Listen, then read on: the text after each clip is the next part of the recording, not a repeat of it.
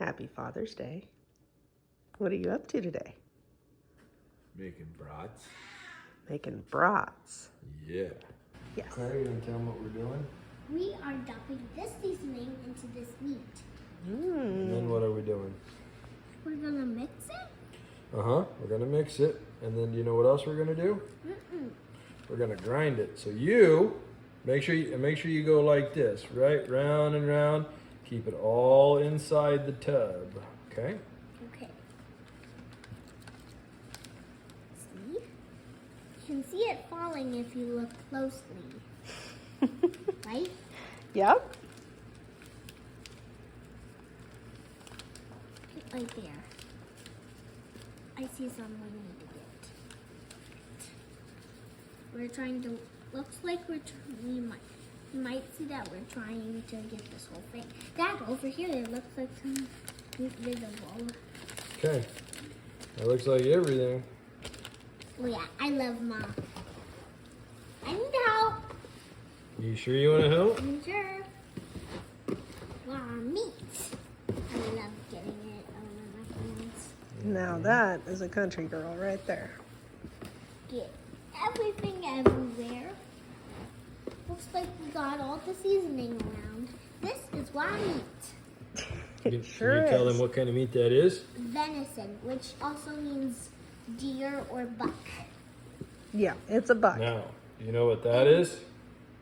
No, That's pork fat. we just saw some pork fat. Do you know why there's pork fat in here? Why? Because venison is very lean and you need to have some kind of fat to make your sausage. All right, you think that's all good Yeah. mixed up? It's starting to roll out, so All right. I need to go wash my hands. We'll go wash your hands and then come turn this grinder on and help me grind. This is a Cajun seasoning from the Bearded Butchers. Yeah, it smelled a little zesty. Yeah, now I have cheese to go in it, but you don't put the cheese in it before you put it in the grinder. You put the cheese in after you put it through the... Come over here and turn the grinder on. Turn it twice. 2 clicks. One, put it one more. All right.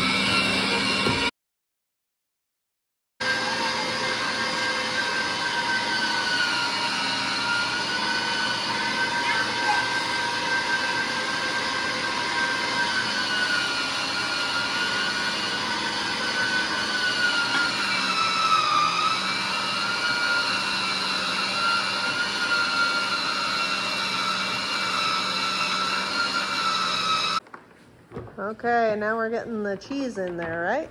And this is pepper jack. Ah. Small, Mm-hmm. because it's squares. And it comes that way, and it's a high heat cheese, right? Correct. So it's not just your general cheese from the store. Yeah. You could use it. Could you? Yeah, That'd it would probably be just- messy. It would just melt a little faster throughout your sausages. I mean, I've used it when I've made the hamburger patties. I guess that's true. And the other kind of, in your bear sausage. No, I used high temp cheese when I did the bear sausage. I know, this is high temp too. This is what it looks like when the cheese is in it. Yep. Okay, pop that on down. And some people might use it for burger patties. Mm-hmm. But Dad uses it for both sausage and beer patties. Well, when we run out of casing, we have a little bit left over. We cook those up like patties, huh? Yeah. Now you do put these on there a specific way. That's folded over like that.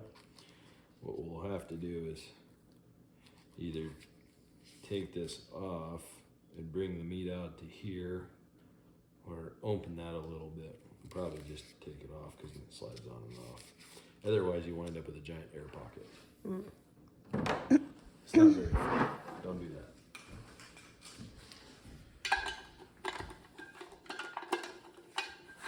Pretty self-explanatory. That goes in there like that.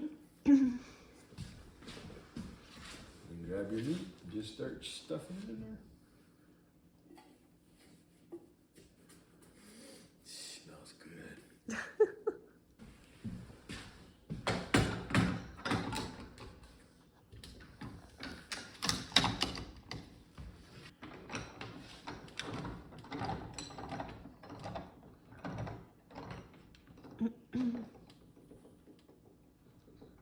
Here she comes.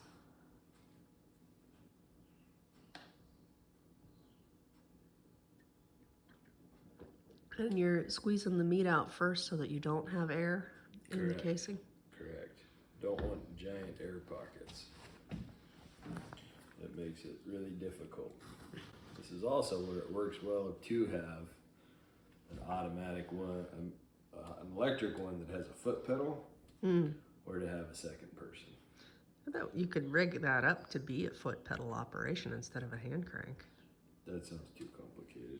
Not really. They pretty much right there at the end. Can always pull back a little bit. It'll stop it from pushing. But here we go.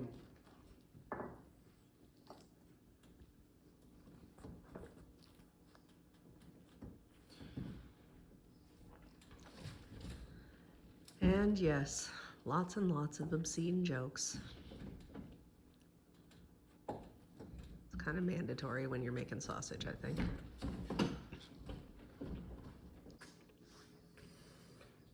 Okay. There we go.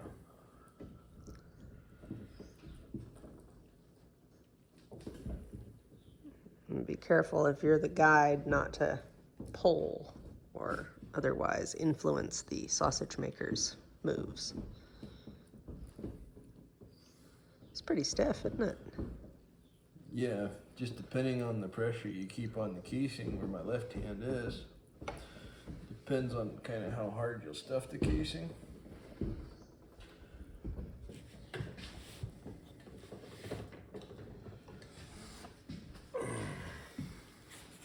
Eventually what we'll do is we'll make links out of this.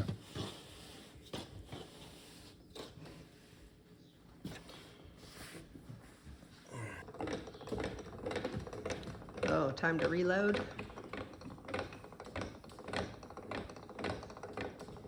It's California compliant because it's not fast.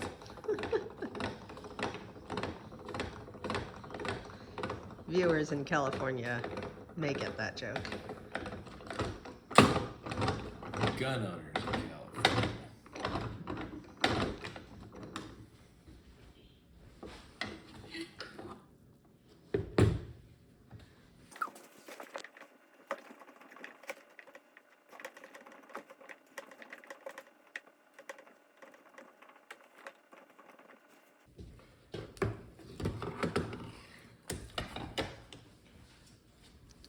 You know you have a twist in your casing. Uh-oh. That's probably all right like that. All right, we are at the end of the line on the casing here.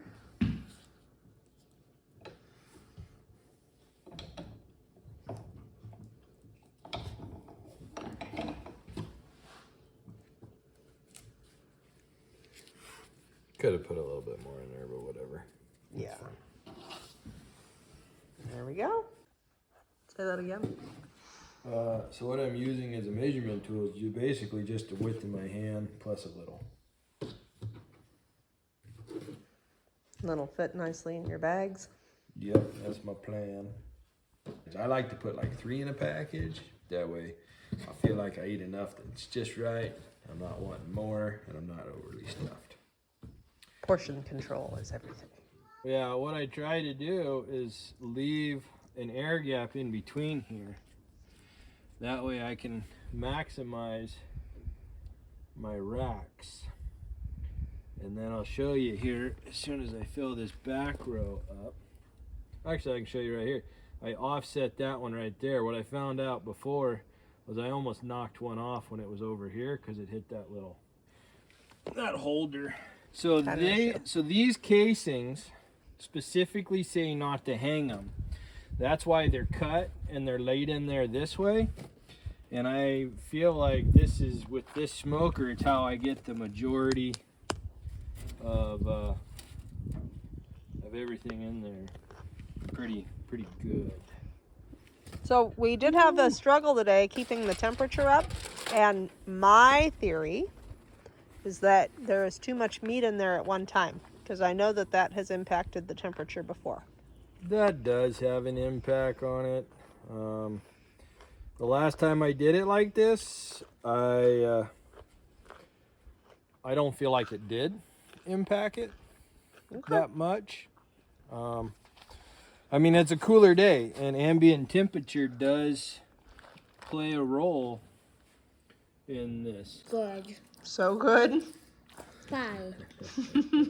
Leave you in peace to eat, huh? Mm-hmm.